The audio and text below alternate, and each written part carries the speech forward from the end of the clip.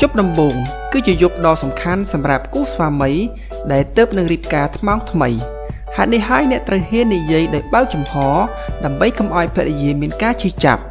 ឬភ័យខ្លាចនៅពេលរួមដំណេកនៅយប់ដំបូងជាពិសេសសម្រាប់មនុស្សស្រីនៅព្រំបច្ចារី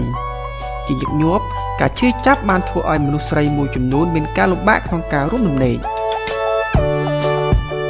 ប្រសិនបើនាងមានការភ័យខ្លាចការជ្រៀតចូលល្អោនតូចរឿងដំបូងអ្នកត្រូវប្រើម្រាមដៃជំនួសខណៈដែលបានបបោះអង្អែលនាង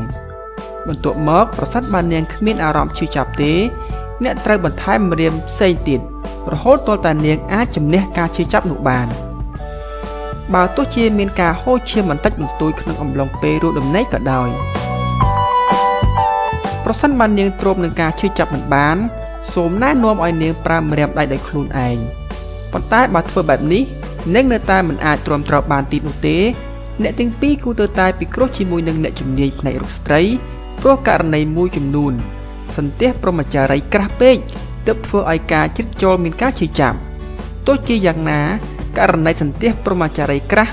ហើយត្រូវធ្វើការវះកាត់គឺមានភាគតិចណាស់ចំណុចសំខាន់អ្នកត្រូវចេះផ្ដល់កម្លាំងចិត្តនិងទំនុកចិត្ត